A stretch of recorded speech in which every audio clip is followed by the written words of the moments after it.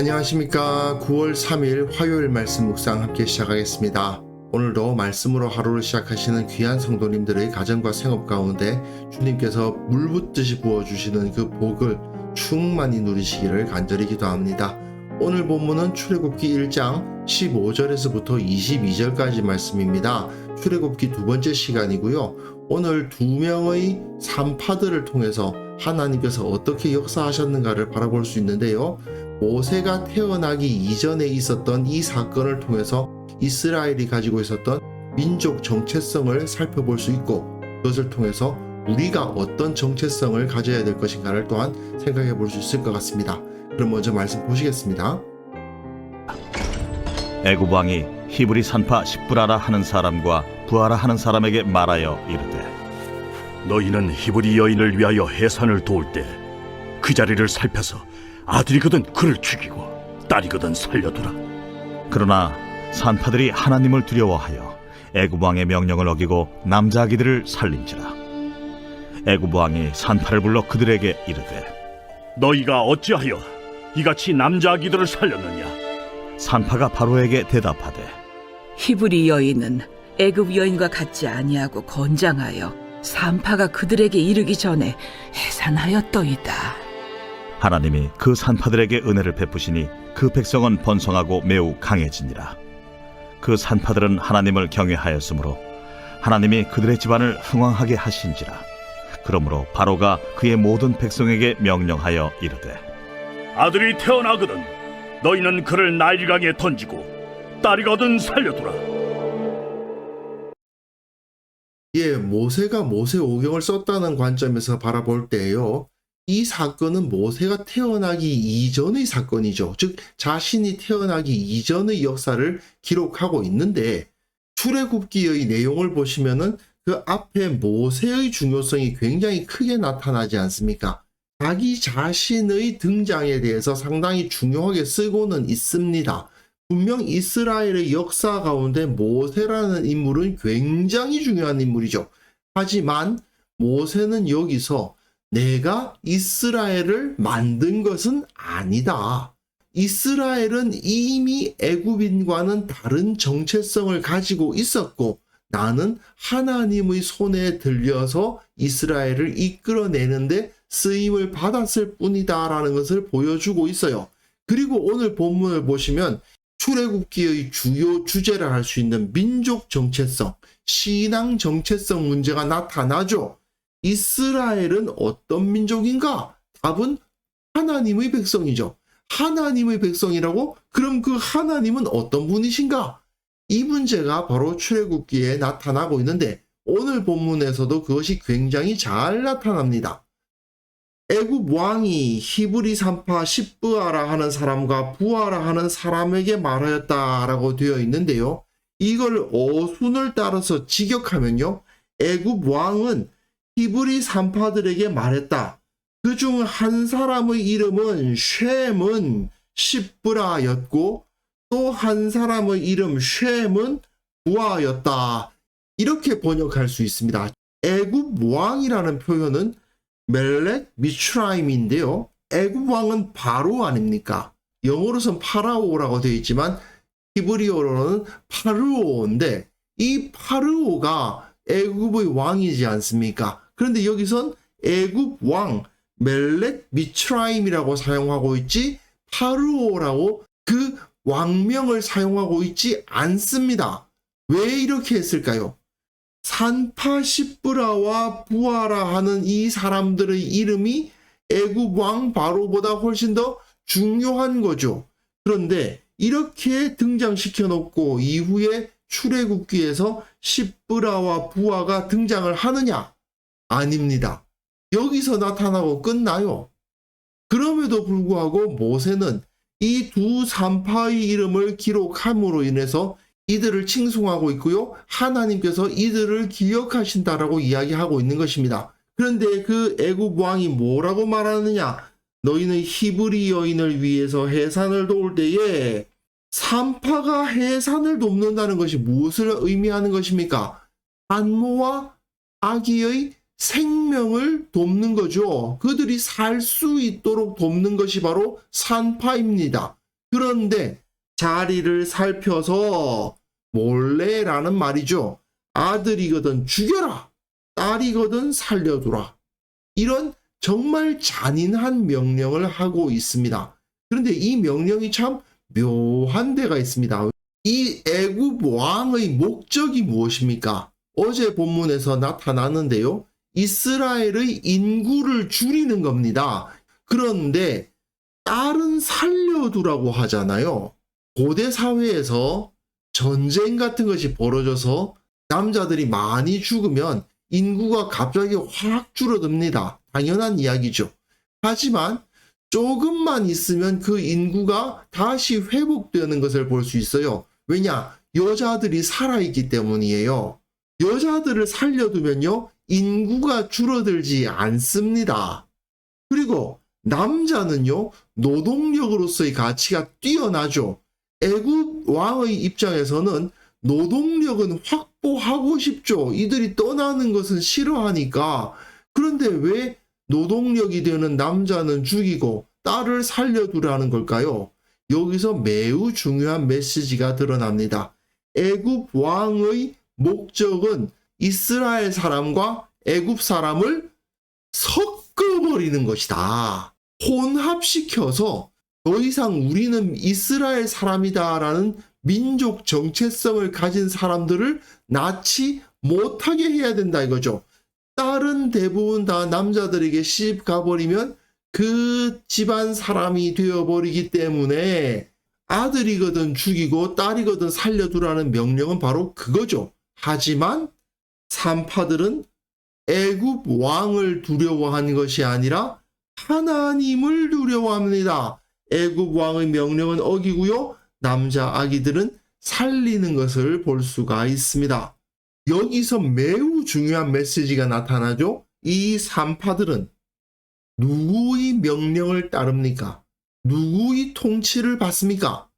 애굽 왕의 통치를 받는 것이 아니고 하나님의 통치를 받고 있는 거죠.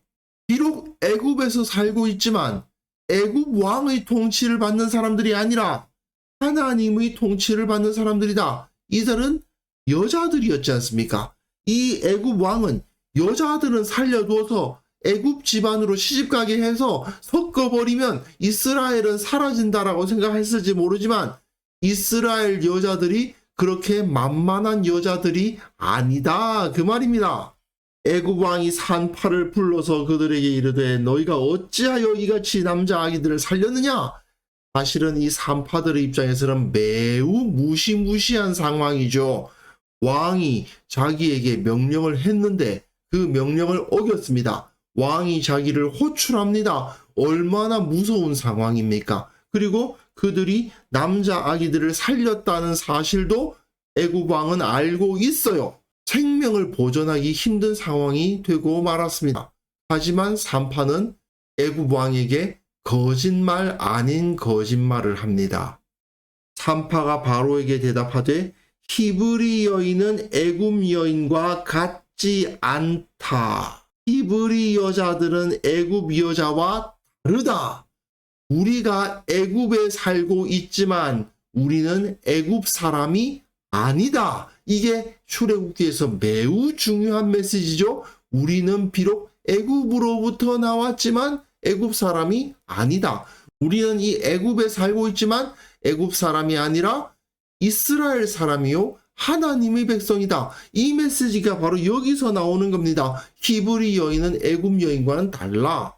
그런데 여기서 건장하다라고 번역했는데요. 이게 히브리어로 하요트입니다. 사실 이 단어는 성경에서 여기서 단 한 번 쓰였습니다. 그런데 하야라는 단어, 영어로는 live죠. 그리고 이걸 명사로 하게 되면은 하이가 돼서 생명이 됩니다. 산다, 생명, 생명력이 넘친다. 그래서 여기서 또 나온 유명한 이름이 하나 있습니다. 하와, 모든 산 것의 어미다. 우리 히브리 여인은 생명력이 그 안에서 넘쳐나기 때문에 어떤 생명이겠어요? 하나님으로부터 온 생명이죠.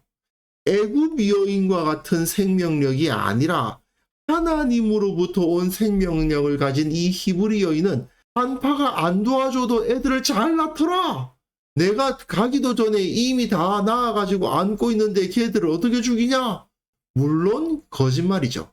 하지만 이 거짓말에 진리가 담겨 있는 겁니다.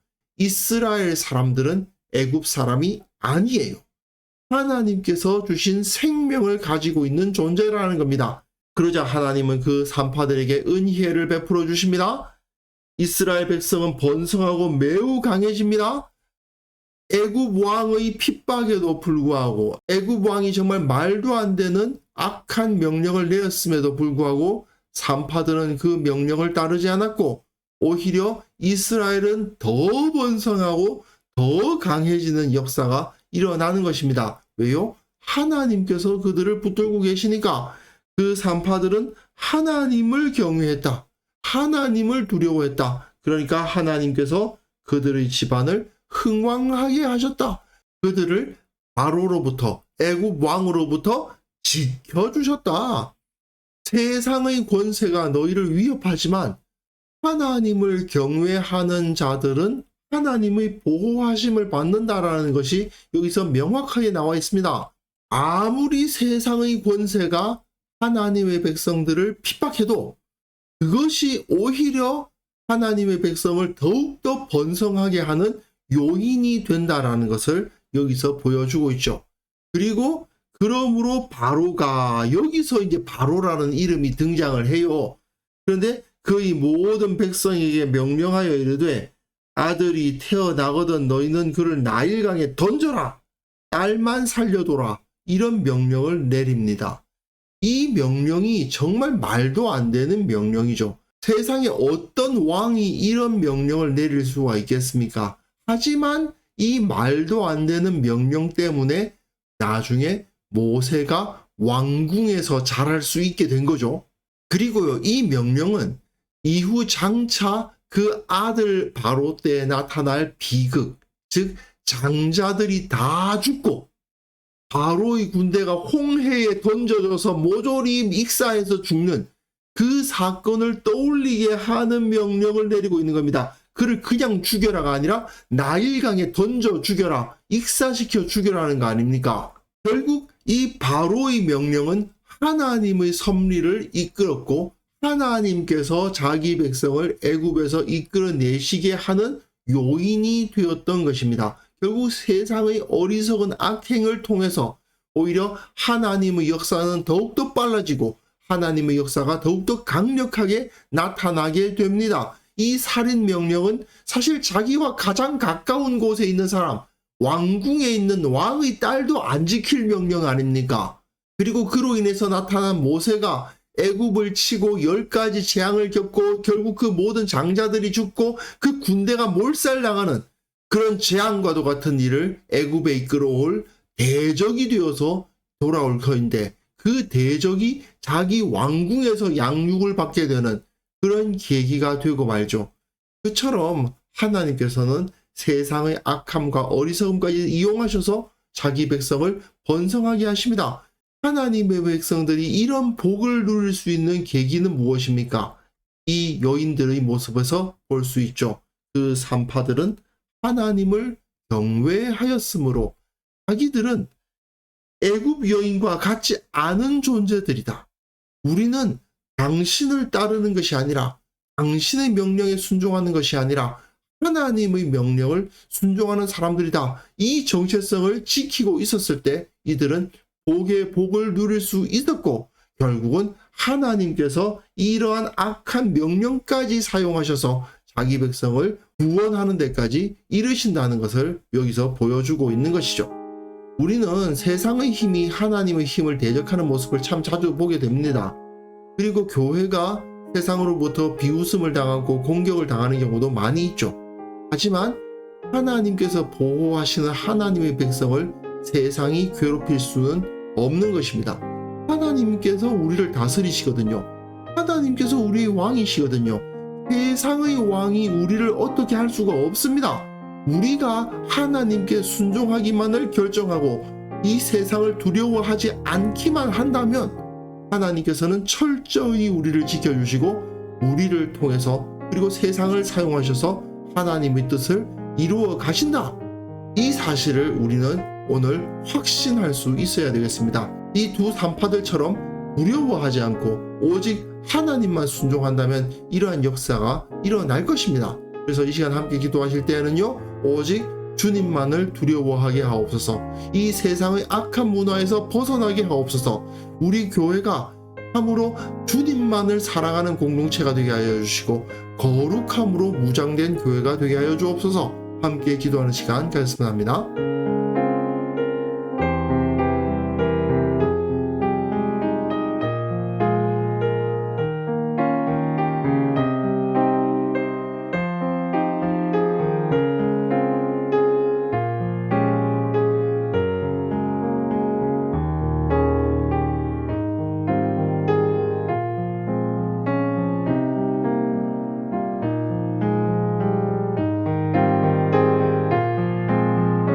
하나님 아버지, 내가 오직 하나님만을 두려워하며 이 세상을 두려워하지 않고 오직 하나님의 통치 가운데 머무르기를 결단하는 신앙인으로서 살아가게 하여 주옵소서.